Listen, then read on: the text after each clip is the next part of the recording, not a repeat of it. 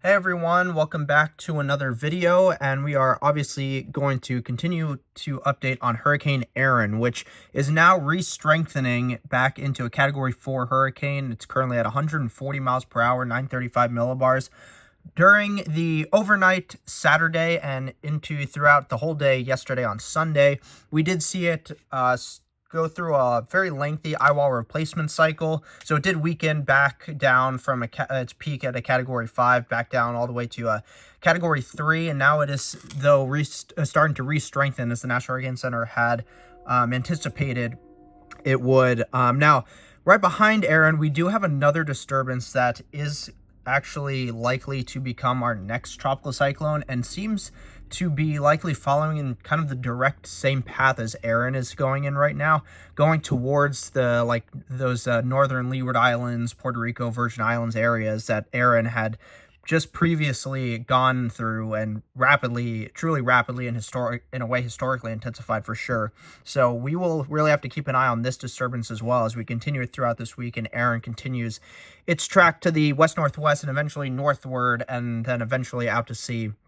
It has grown substantially in size over the last couple of days and will continue to do so. So we will likely see the outer bands of Erin possibly at the very least reach the outer banks of North Carolina as we get into the middle to latter part of this week. And of course, Bermuda will also likely see somewhat direct or indirect impacts, especially from the storm. So let's actually just take a look at the current track that the National Hurricane Center thinks Erin will go, and as of now, it will continue towards the west-northwest, and then eventually curve north as especially we get into the day on Wednesday, and then we'll start to curve more to the east-northeast and then northeast as we get towards Thursday, Friday, and it'll start to really race off out into the far North Atlantic, starting to become likely extratropical as we get towards really the end of this week and into the weekend. So currently it's at 140 miles per hour, though, moving west-northwest at 10 miles per hour, so definitely a lot slower moving than it was definitely several days ago and last week as it was first forming and first really intensifying. There are tropical storm warnings and watches out for Turks and Caicos and southern parts of the Bahamas. And we'll see as it continues to move to the west-northwest and north, see as it grows, especially in size, whether or not Bermuda will go under any kind of tropical storm watches or warnings. I would expect at least the outer banks of North Carolina, or the coast of North Carolina, to go under probably a tropical storm, honestly, a tropical storm warning I could see go into effect for them as we get towards Tuesday, Wednesday, and Thursday. Now, taking a look at let's take a look at its wind history, because this will really kind of show you guys how much larger the system has gotten. So obviously it's became a tropical storm force winds all the way back here. Wasn't really too large of a system, started to become a hurricane, then really rapidly intensified, and still was a fairly compact system as it rapidly intensified and became a Category 5. And then as it went through its Eyewall replacement cycle, started to weaken a bit, but then it started to grow in size because of that. And now you can see it has really substantially grown in size with its wind field, its hurricane and tropical storm force wind field. And we'll continue to see this really grow in size as it continues to the west-northwest and eventually northward in the coming days.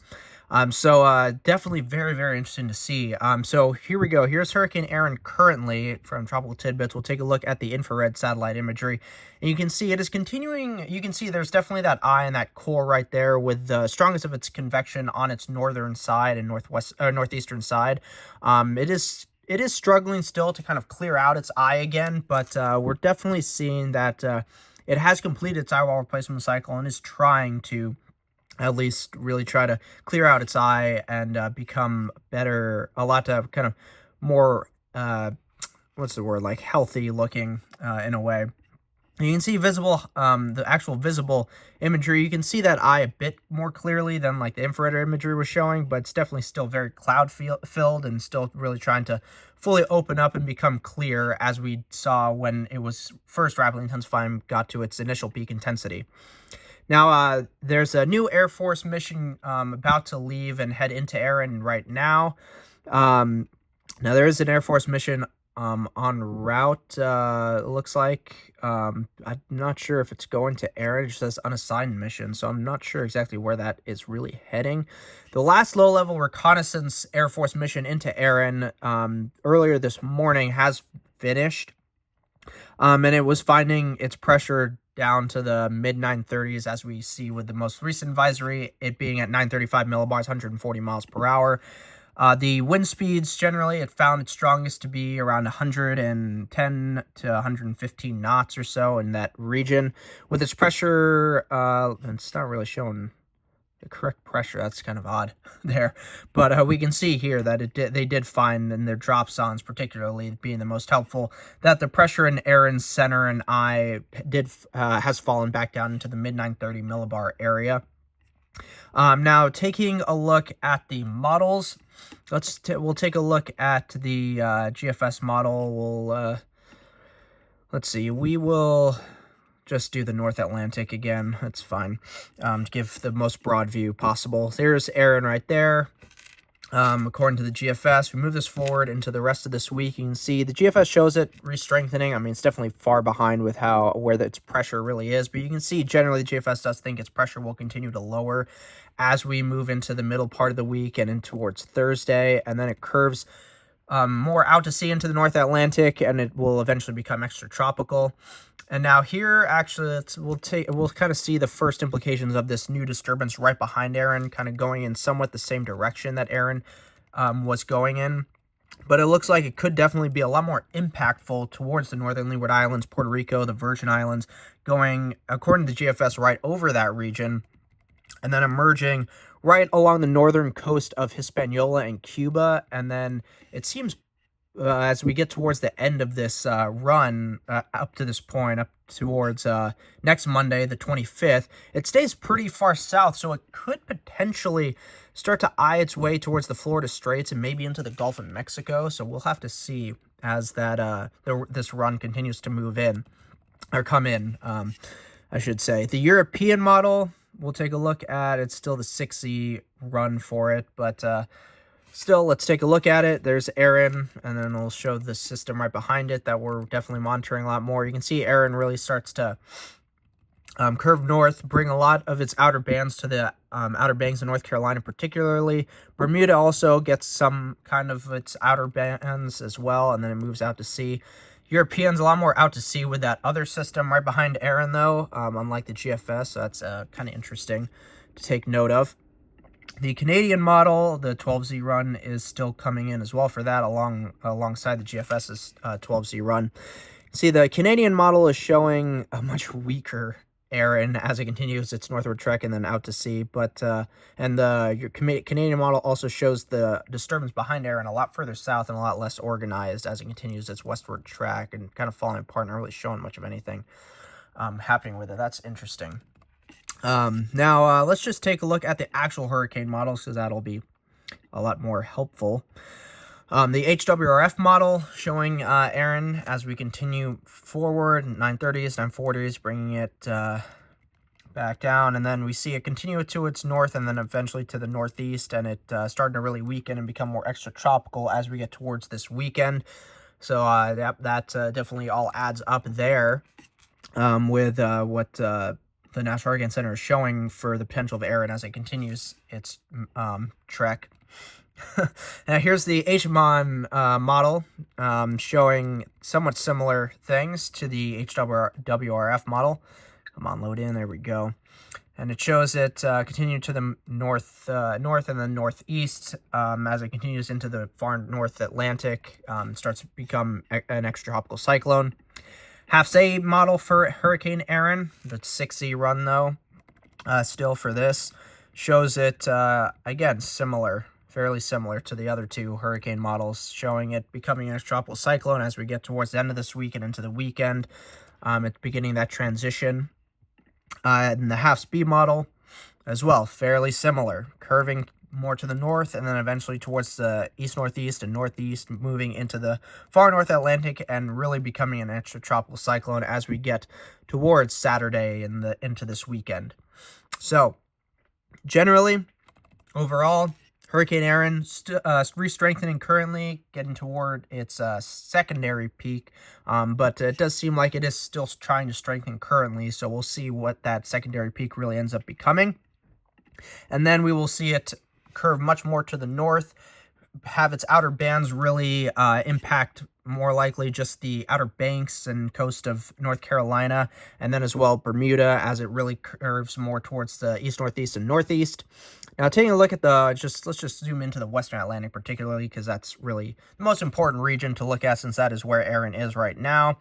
And you can see it is continuing to be in that 29 to 30 degrees Celsius water, which is plenty warm enough, obviously, to sustain a major hurricane like Erin, for it to rapidly intensify like we've seen.